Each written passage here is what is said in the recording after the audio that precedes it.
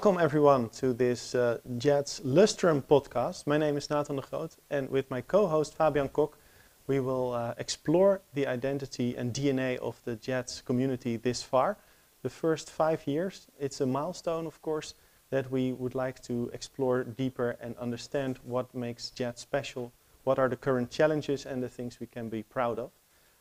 As a co-host, Fabian, I would like to ask you first, what is your experience, and perhaps without just summarizing the 5 years, maybe mention one highlight. Sure. So I'm an alumnus of the master's program here, so the Master in Data Science and Entrepreneurship. And currently I am working at the MKB Data Lab. In English it would be SME Data Lab, as a project manager. Okay. So if I would condense years of studying here, I would say that the reason for the first time why I actually went here is that I wanted to gain more understanding also of business. I have a technical background. I want to know more about business. I really found this a great place to study. It was a very, in Dutch we say gezellig place to be. Cozy. Cozy, good atmosphere. This entire campus was built for us, so that made it really unique. We have this one place where you have the professors coming together with business people sitting all in the same age. You have to go with the students. It was a really interesting and vibrant community to be a part of. Yes, and it seems like you're missing it right now. How is it to be back? It's great. Sadly, I was part of the students that had to leave due to COVID, and we couldn't go. The lost generation. We couldn't be on campus for a year and a half, so I've only been able to study here for half a year. But that half a year was glorious on the campus, and coming back to this place, it's a magical place. You just feel it everywhere. We were in the chapel just now. Glorious environment to be in. Truly beautiful, and just happy vibes everywhere. So it makes me feel good. It triggers also a more intellectual question, if you like, or at least more creative.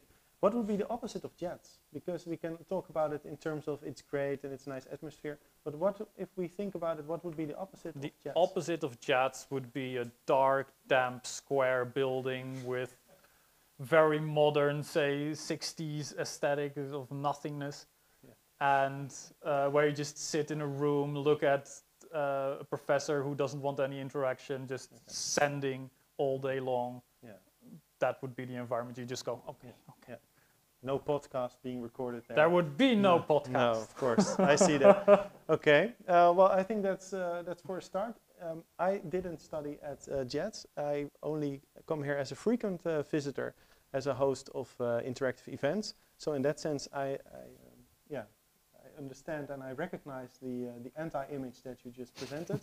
And it gives us also a kind of dynamic range as a duo of presenters that I can of course track the time and the energy, and you can of course, if you see a moment, bring in your specific JADS experience. So that's the idea. Yeah, I think at the moment you have most experience of JADS at this table. So let's start the podcast and see where this conversation will bring us. I would like to start off with introducing the scientific director of JADS, Jos van Hillegersberg. Welcome to the podcast, to the show. Thank you. Is it your first podcast? It's my first podcast. Yes. Okay. And what do you expect from it? Podcast. I listen to a lot of podcasts, but I usually don't broadcast them yet. A lot of people tell me I should start making my own podcasts, but it has been so busy and exciting so far at JADS. My first 3 months, I didn't find the time to start my own podcast. Well, this could be maybe a rehearsal, or maybe it's something, a demo. It's only 5 minutes that we can speak, and we need to summarize 5 years in 5 minutes. And for you, it's 3 months.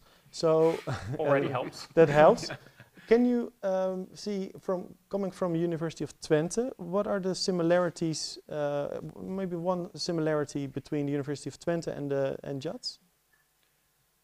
One similar, a lot of attention for entrepreneurship, technology, society, and bringing new companies to the market, and also very engaged students that are interested both in technology and in business. Okay. And of course, I also would like to know what is the biggest difference so far if you look at the University of Twente, which has also a campus, and this special environment? The University of Twente, of course, is very young, Yeah. very new building. And if you are here, Yeah. you are in a very very beautiful, as you said, historic building. And what is another key difference is we have everything here in one building. Well, Yeah. if you have in a big campus university like Eindhoven or Twente, Yeah. you have it all, but it's in a lot of different units, a lot of different buildings. Yeah. And here it's very focused, all in one place. All right. I would like to know also the type of students and type of co-workers. What does it specifically, if you compare again, for instance, with University of Twente, what makes the JADS student and co-worker stand out?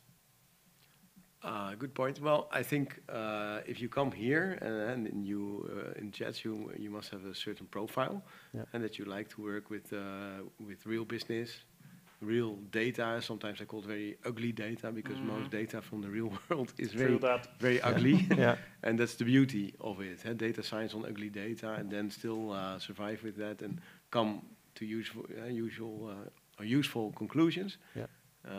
Then you have to be brave, and then if you also can convert it both in useful results for the business, but also in good quality scientific publications, then you've done a good job. Yeah, that's also how I experienced it. I really wanted to go here to understand the entire scope of how to gain value from data. And I do think JADS offers that unique perspective of the larger part of everything. You still get the technical deep level of understanding, hey, how do you actually build models, right, from the ground up? But also how do you make sure that once you build something cool that you can actually get some value from it? That's at least how I found it. It doesn't stop with building a model, and then it starts. Yeah. So then it's getting exciting. Is this business really want to use your model to make better decisions, to change, maybe come up with new business models? Then it really starts. It's not the end.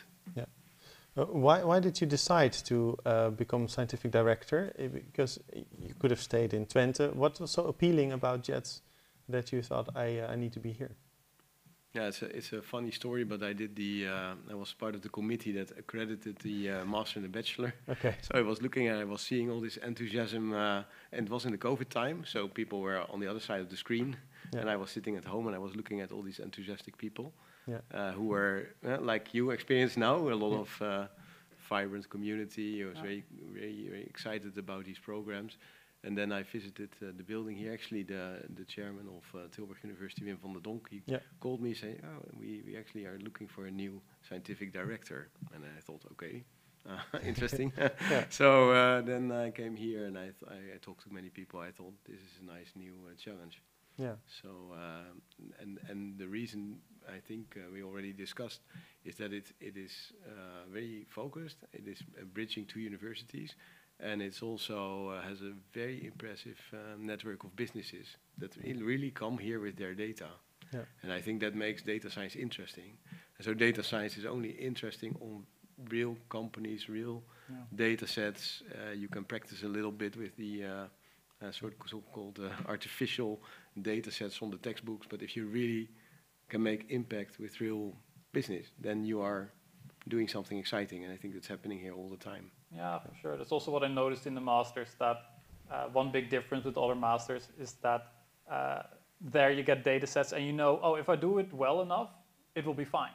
You know that in the end, it was a nice data set that has been made ugly. But now here you just get real data, which is oftentimes not the data you want, you don't have the data you need more, etc., etc. So I think that really shows value to include actual businesses, real life businesses in the curriculum itself. I found that very interesting, at least. Maybe there's another thing to mention. I think it is also now held in the Netherlands, real interdisciplinary research. Yeah. And it's more than just having, for example, one legal course or one course on ethics or one course, but where you really can build upon a whole school that is into finance, ethics, social science, computer science, and you really have all that expertise as a backup in these two universities that you can bring together here. That's actually quite unique. To what extent does it help, or is it perhaps vital for a scientific director to have a background in computer science? Do you think that it would be possible for your job to execute it without this knowledge? Well, you could maybe have one day a scientific director that is from the master of JADS. Yeah. That would also be a perfect solution. Yeah. I did kind of the old way. I first studied very technical computer science. Then I went to Erasmus to do a PhD in business. Yeah. Then I did all kind of things in the intersection. But you can, I think, there are multiple routes. I think you see a bit more common that people come from technology and they go into business. But why not come from business and dive into technology? Yeah. As long as you are interested in both fields and interested in bringing these fields together to make a real impact with data. Okay. I think maybe also as a last question. Yeah. I'm very interested also as part of the JADS community. What do you as a new person who is going to lead this pack, what do you feel like you really want to contribute or do with JADS or make it even better? Good question. Of course, the question I had in my mind the last 3 months, Yeah. and that I had to sort of, when I had my first 100 days speech last week to all the stakeholders, I sort of thought about. So they also asked me, what is your dream? What should JADS look in 5 years from now? And that, of course, is a difficult question. But I think 5 years from now, I think the current concept is very good. You just have to make it even more leading. So that means we have to grow it more in volume, but also in focus. And that we are, in terms of data science, entrepreneurship, and our focus areas, we are a leading institute in Europe. Yeah. We are, I think, on the right track, but we have to have a high ambition. Yeah. So that means, of course, more students, more budget, all these things. But I think the end goal is that it is very busy here. So it's very busy. So that I think he was lucky. It was just a small group of students. He comes back in 5 years. Everybody should be queuing here to study here, and also to teach here. I think that's also important to that it is a privilege when you work in Eindhoven, Tilburg, or elsewhere in the world, to come here and teach these students that are very privileged to study here. And we are on our way. And I hear also from many students that come here with their parents, like, oh wow, studies, maybe here's even more. Maybe you have to pay extra because it's such a nice facility. So like, no, it's just not yet. Regular, not yet. Maybe in 5 years' time. But that is kind of what I envisaged when you come back in 5 years. All right. Thank you very much for spending 5 minutes of your time with us. A little bit more. We'll talk a bit more in detail later. Thanks for your podcast debut that we had the honor Thanks for helping of having that. As our next guest, we can swap guests at the moment to have two students, a student and an alumnus here at the table that we will introduce to our listeners and viewers. We have Sven van Egmond, PE alumnus, welcome. And also Elske Nijhof, you are a student at JADS. Yeah. What do you study? Data science and entrepreneurship. Also the master program? Yes, the master program, yes. Okay. I do. And you study actually live, you don't follow your lectures online, right? No, not anymore. I did my pre-master entirely online. Okay. But it was always possible to go here in the building, so I was here quite a lot. And now it's everything's live. Okay, good. Did you guys in the pre-master also do that thing where you gathered into one lecture hall to watch the online lectures in the room together? Yes, that's right. I don't think that was allowed, but we just did like, anyway. we don't see it. Yeah. And we keep the distance. And we don't Chat talk. community. Maybe we don't talk about it. Let's see what the PE group did with this. Sven, you are, let's just, for the sake of inclusion, PE, professional education, and it means that while already graduated, you can still, of course, learn something. Yeah, older people. Yeah. What's the average age of this program? I don't know by heart, but if I had to make an estimation, I would say 35. So I was in the last cohort. Yeah. And was it a live or online experience? No, it was live. It was live. So a full day every Friday. Yeah. So work continued. And then on Friday was the best day of the week because we could learn at the JADS. Yeah, and you guys also had the best lunches. They Sometimes the catering had some left over and I would go, hey, do you still have some? And you can imagine at Friday at 5 o'clock. Yeah. School continued. Perfect. In the bar. Exactly. So great. Yeah. What is the field that you work in, and that perhaps you can link it to the reason why you decided to embark on this PE adventure? Yeah, that's quite a story. I don't know how much time we got, but let me The short do it version, very short indeed. Yeah. So I always worked in the field of marketing, and then at a certain moment I was approached by JADS because they needed promotion, and I was well connected with some large tech companies. Yeah. So I got the question, could you promote us? And I honestly said, well, everybody asked that. So what's the catch? Why should we do that? So that's how my journey started. And then all of a sudden I was next to Emil Aerts at a certain stage, prepping his keynote and evaluating his keynote. Yeah. And I was like, Mr. Aerts, can I ask you a question? Do you think I'm equipped enough to run this program? And he started cuddling me, and we had a great moment there. He said, of course, and I would really love you to do that. And that was actually the start. Then we had a short period of a year of doubts and reasons why not to. Yeah. And then my wife said, hey, if you really want to do this, just do it. Yeah. And I started. And then the promise I made to the company where I was employed, at that moment it was DPG Media. They said to me, okay, you can do that, but you have to switch jobs because we don't need people with that kind of luggage in the marketing department. Okay, so really? Please then go work in the data fields and data departments, and I switched. Okay, so you agreed to this, and something tells me that it played out differently. No. So I graduated. Yeah. We did a fantastic project, had a tremendous value for our company as well. And then the question was, please go further, do more. We need you at a different position, and please feel free to talk with people about that. And I started there. I think it's 2.5 years ago now. So I really changed jobs.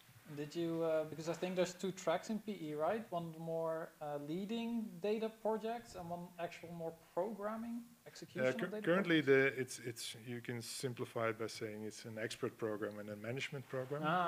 At my time there was only an expert program. Oh, okay. Yeah. So you, so I had to write code, Nice. Dirty your hands. Huh? Yeah. Oh, love it. That must have been a journey, learning to code. And then to finish the story, if I'm allowed. So then I graduated here, and I said, well, I don't want to leave.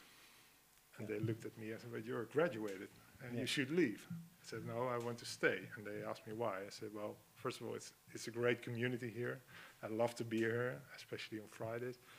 And I cannot stop learning because every teacher gave me a suggestion of a book, and I never finished all those books. So I said, so you're addicted to learning. Somehow became addicted to learning again. And long story short,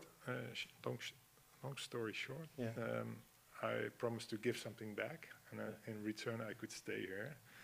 So what I give back is some free hours for JADS. And last week we started the Alumni Foundation. Yeah. That's one of the things where I work on. Cool. Which is great, and I promised that to make a small commercial for them. So, so if you're not registered for the Alumni Foundation of JADS, please do so today. AI Alumni.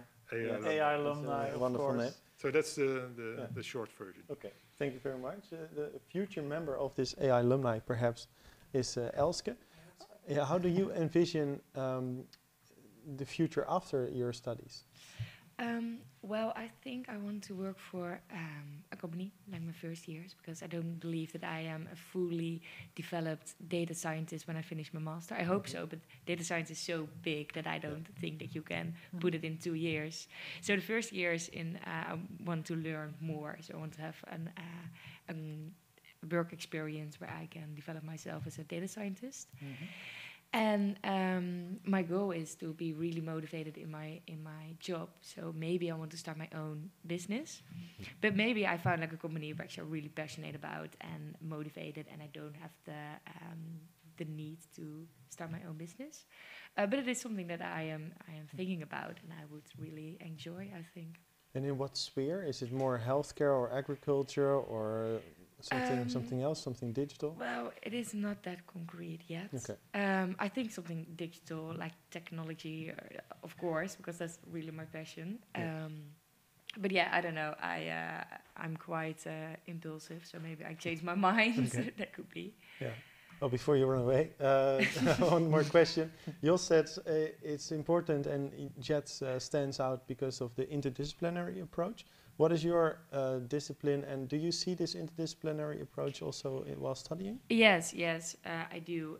Well, my bachelor was applied math. Okay. So that was just one discipline. But JADS is very broad. You have finance, entrepreneurship, but also the machine learning and the data engineering, and it goes all over the place, which I really enjoy. It's also, if you do a group assignment, it can also be tiresome, right? If you need to work with a biologist and a philosopher and your background in math, it's hard to find a common language. Well, I didn't really experience it that way.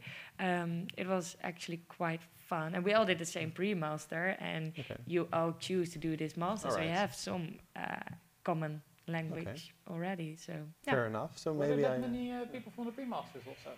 I think so. I think I'm like about 60 people or something, but maybe a little bit less. Quite a lot.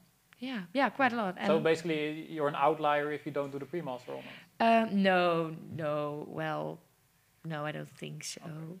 No. Otherwise, it starts feeling like the black sheep. No. I don't have the feeling that they feel like that way, so we'll be fine. Cool.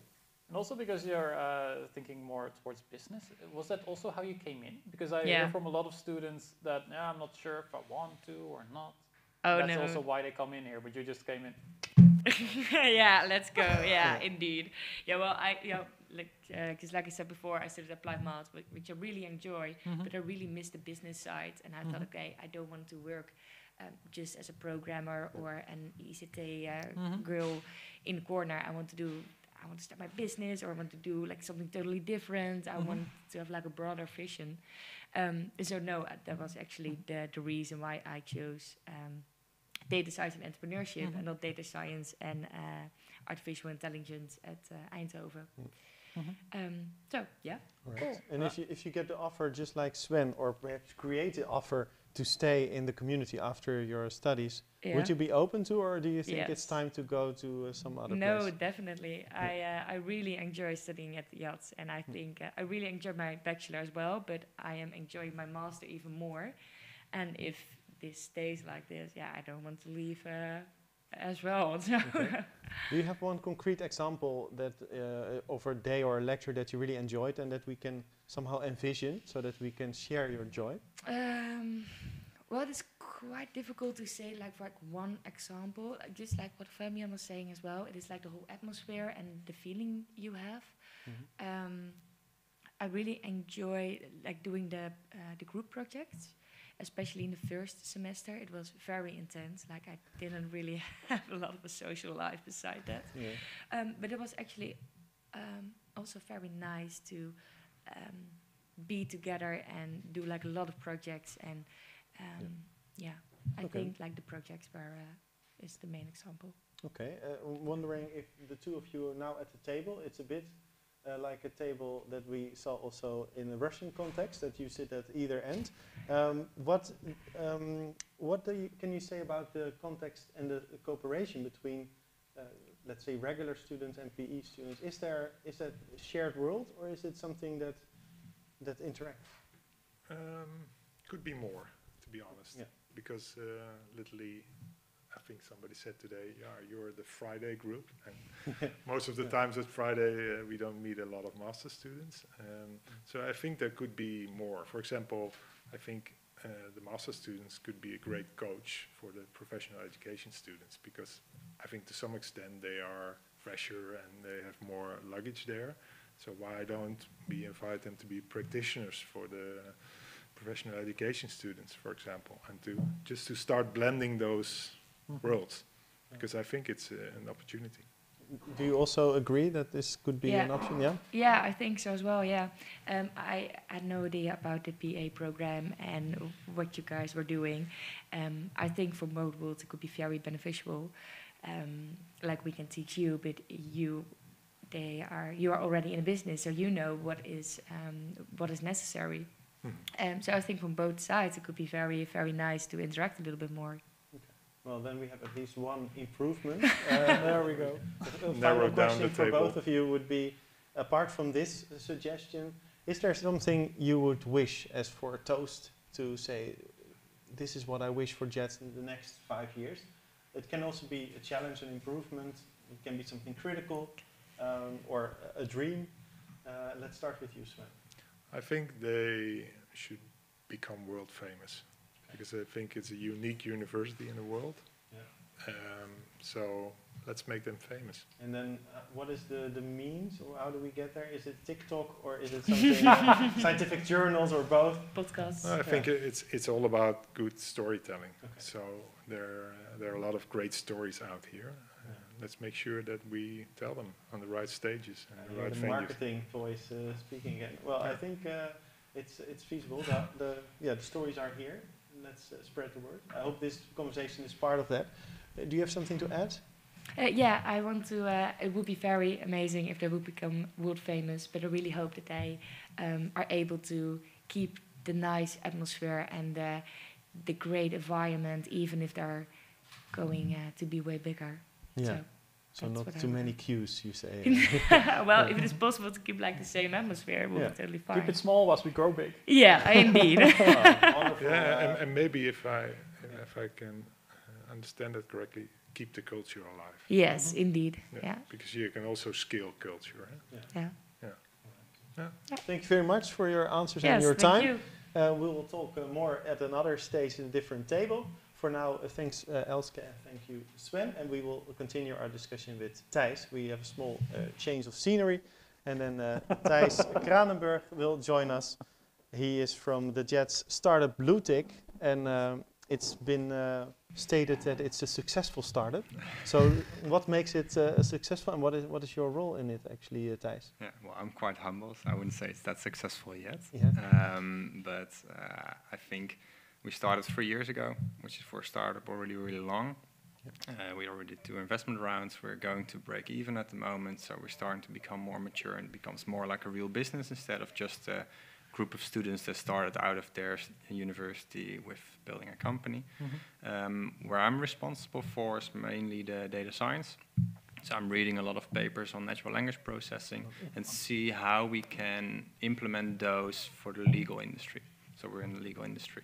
Yeah. It's a really complex industry, so what can we apply, what can we not apply, and how do we do that?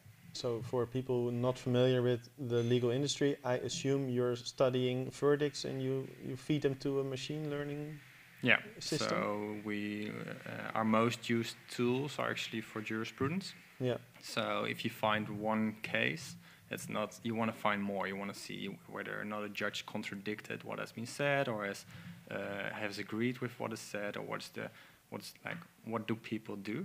And then if you find one, you can find similar cases with similar facts, similar circumstances, etc.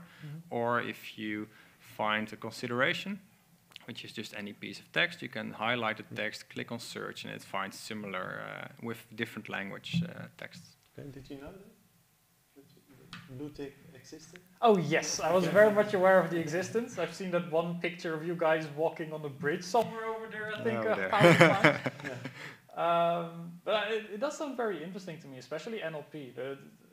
From within the MKB Data Lab, we also get more and more companies who start to dabble a bit more in what natural language processing can do for them, which is very interesting to me.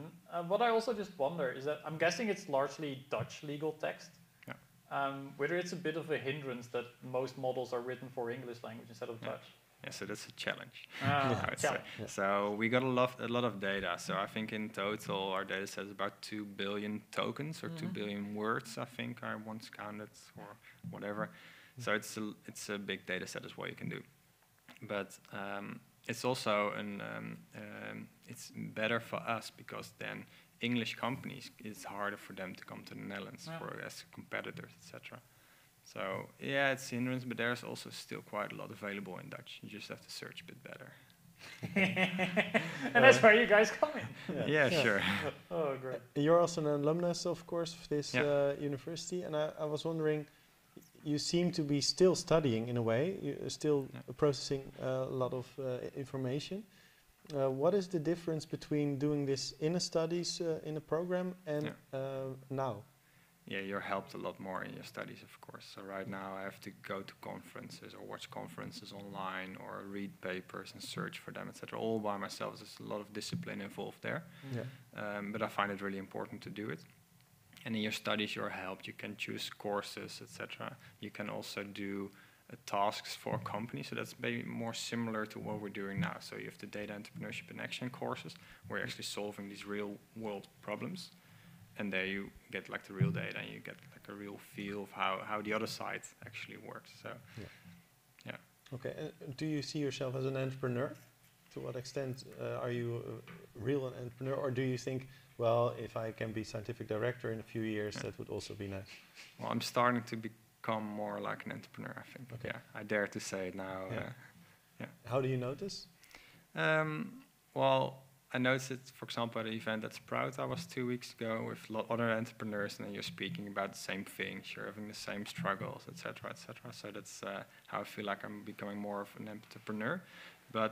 And 2 years ago, I would say maybe I'm going to do a PhD later on, or if the startup fails in 1 or 2 years, I'm going to do a PhD.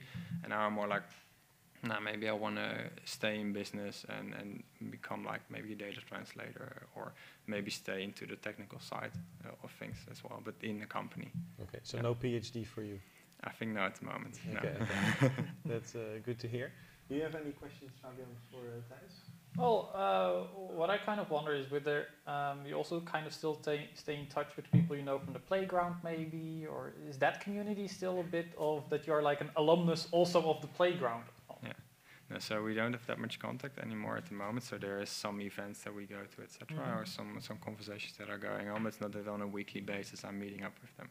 So, no, I wouldn't suspect. But what was really the playground has been really important for us as a company as well, because we started from a course here at JADS, where we had to find a problem, any problem, and then we were helped by the teachers there to validate this problem, like what you do in the beginning, like validate before you start building something that nobody wants, because that's something you don't want to do. And afterwards we're helped a lot as well, mainly by Ruud Sneep in how do you, if you start a company with some people, you have to make appointments together, what if somebody leaves, etc. All those kinds of things we're helped with as well. And they put us in a program of the BOM, the Investor Readiness Program. I think without this help, we wouldn't be maybe existing anymore. We wouldn't even start, probably. Okay, well, maybe this is time to help other people watching us, listening to this podcast. What would be your biggest lesson that you want to share when it comes to the transition from student to entrepreneur? Yeah, I think what you should experience is that it's the real world. So you want to validate it. For example, if you be a startup entrepreneur, you need good validation. So it's not just asking questions, but asking the questions at the right way and also to the right people, and be critical about the answers as well, because you really quickly hear what you want to hear, and it might not be the real thing somebody says. So that's the bad validation, because I was not aware that there's good and bad validation. Yeah, there's really bad validation. We did it as well quite often, and then you also notice it with the other person that he wants to hear something, and then somebody apparently said something, and so All right, and I asked the previous speakers as well. I think it's a nice question to round off. What do you wish for the JADS community and the JADS Institute? Yeah, what I wish for them is to have good education, try to increase the education. I think the first speaker also said, have good teachers here, have good students here, and have them interact with each other and just keep going as it is, because I think at the moment it's already a really, really nice place to be. Okay. So just time is what we need, basically, then? Yeah, I think it's also like making each other stronger. So if you have good students, you get good educators, and that makes the study better, so more people want to go. So that's what's going on, I think, here. Okay, and then you will be one day a guest lecturer here, like the full circle, right? Yeah, exactly. Okay. Well, I'm also starting lectures in September at another university, so why not here as well? Okay, well, we can meet again when that happens, maybe in 5 years. Thank you very much, Thijs Kranenburg, for your explanation and answers. And that means that we go for a last changement. We invite the Vice Governor for the Province of Noord-Brabant, Martijn van Gruijthuijsen, to the table, and also the Mayor of the City of s-Hertogenbosch, Jacques Mikkers. Welcome both. Very pleased to continue the conversation with both of you. Start with you. I was wondering, when did the idea start to have an alderman completely dedicated to data? Because it's unique in the Netherlands.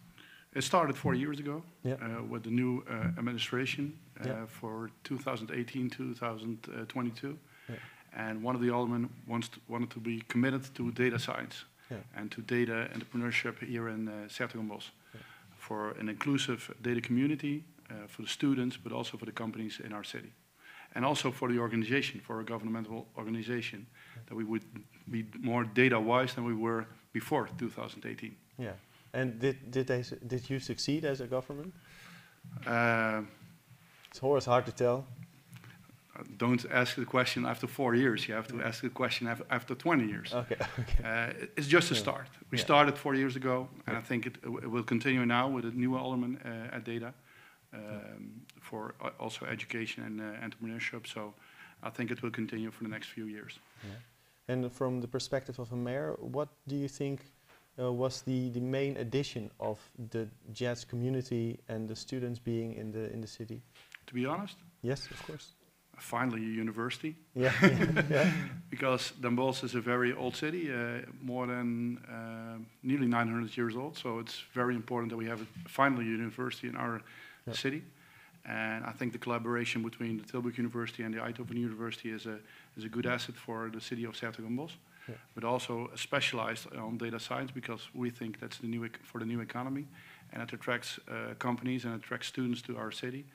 The city who has a lot of restaurants and a lot of bars, so I heard Sven all speaking about the Fridays, so that's very important. So the coziness of the city, but also the innovation of our city is very important, and it's JADS is a very good asset to that community. Yeah, and we've been speaking a lot about growth in numbers, but also in ambition. Do you think the city of s-Hertogenbosch can cater for that, can facilitate this growth? We have to. Okay. I think it's a need for the JADS community, but also for our city. And I think if we want to be world class and if we want to be world famous, then it's very important to cater as a city the needs that the JADS population and the JADS community has. But it will be difficult to first starting housing. That's for every student difficult. It's not only in Den Bosch. I think in every city in the Netherlands. But I think we have to create a lot of room for the companies. With the innovation district behind the railway station, it's a new start, and I hope a lot of companies we can facilitate in the next future, specialized on data and ICT. Okay. Well, from the city level, we go to the level of the province, Martijn.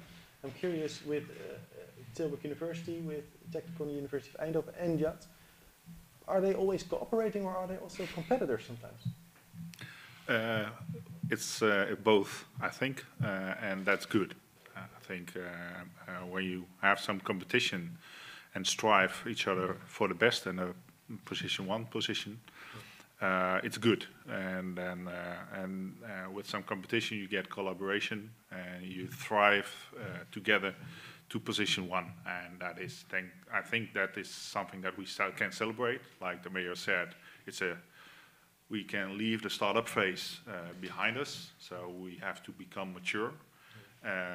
With the two universities, the grand initiative, and we have to, a lot of things is done. I think on both research, education, entrepreneurship, startups that will stay in the region, because we as a province, as a region, really want to stay ahead of all the other regions, not only in the Netherlands, but and that the societal challenges that we have in our economy, that data is of course solution number one in every field, in every sector, and that is then I think one of the reasons that many years ago we started this journey. And we hope that not only the staff or the students, but also the startups that spin out of JADS, that they really contribute to the finding solutions for our societal challenges. And does it then matter if they, at some point after, if these new entrepreneurs leave the province of Noord-Brabant? Is that okay, or do you think you want to keep them here? Well, of course, I can't understand why they should leave. I really don't know why. Yeah. But of course, when they do that, just if, then they are ambassadors. They started here in this region, and I think that is something that we recognize that, well, sometime later they will come back, and your life is a journey. And when they, they do, after the startup phase, they become mature in Asia or America or some other region, you always remember, and that's something then when you get some age, then you go think about that, about your student time in your city where you studied, and you will come back. So I can't understand why they should leave, but when they leave, they become an ambassador for this facility, the Grand Initiative, Tilburg University, or the University of Eindhoven, the city of Den Bosch, or the province of Noord-Brabant. Yeah, right. Yeah, the boomerang, so to say, that they may leave, but they always come back. And bring back also the knowledge they gained on that tour. Yeah. That would be ideal. Yes. Well, for the moment, we're almost out of time, but I was wondering, there have been some associations that were shared about JADS, like what people say about the atmosphere, about the groups, the people, the characteristics of students. Is there something you think is still missing in this discussion when you think of JADS and its ecosystem? Oh, I'm sure that there is wish list that, and I think that is also one of the challenging things, themes, but keep focusing on what you want as a JADS organization, as a city and as a province. Because other regions, we started this some years ago, and but you see other regions try to copy what we have, and our main message is stay ahead. And that is focus, that is really making use of the energy that we have, and of course whether it's living or recreating or the facilities or you have some venture capitalists needed, etc., etc. It's a journey that we started together, and we really we are in it for the whole journey. That's good to hear. I'm curious what the toast would be, almost there, but perhaps we can also be a bit critical at this point, because it's not just celebrating but also trying to stay ahead. What can JADS still improve, if I ask you as a mayor? I think we have to improve about the collaboration on the focused fields, so like crime and safety, agri-food. I think it's very agri-food and data. I think it's very important to strengthen the collaboration between the companies. I think a lot of companies in the region don't understand yet what JADS is. So I think it's very important to tell the story and to have them more partnering with JADS. It's not just a list of companies who are involved in JADS. I think I want to really collaborate them and really be ambassadors of JADS. And I think it's very important as a government, we also make the companies enthusiastic about the JADS community and also the JADS students. So if I'm right, I have two ambassadors of JADS here at the table that spread the word both in the city and in the province. Make JADS as famous as the Bossebol. That's the only goal we have. And the Worstenbrood. And the Worstenbrood, yeah. Wow, it is hard to top that. I'm curious, if we look ahead and we speak at the same table in 5 years again, what do you hope that has been achieved in terms of, not just in terms of numbers, but maybe in general terms? Oh, that is still an innovative but mature organization that really finds the connection with our businesses in the region, that the businesses, small, medium-sized enterprise, but also the OEMs, really work with data maturity, and that the JADS students and the staff members really provided that intelligence and way of working. And that, like I just said, that we are still with JADS and the Grand Initiative, the leader in the Netherlands and Europe in the field of data and AI. And to what extent is the province contributing to this ambition? Well, with a lot of good energy, I hope, and some financial support, of course, and knowledge where we can bring that to the table.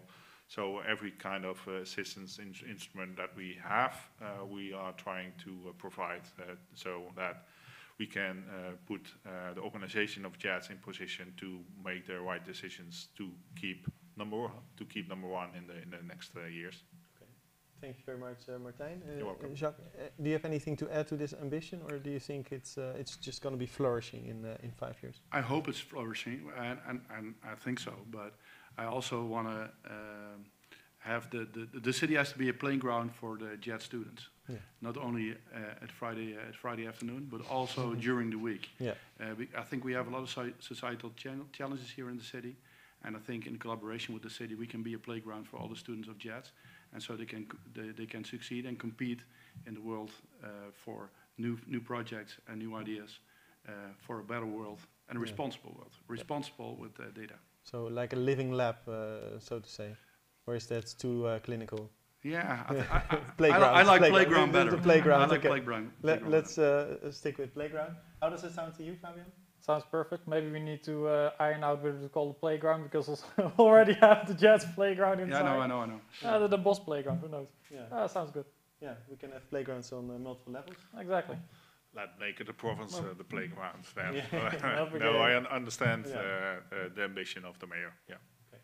Well, thank you very much for listening and joining the podcast. Thanks also for all the guests for contributing to it. Thank you, Fabian. Thank you. This was the JADS Lustrum podcast. In 5 years' time, we will be back, and then we will see what came from all the ambitions and from the challenges that we face. Thank you very much, and see you in 5 years. Bye-bye.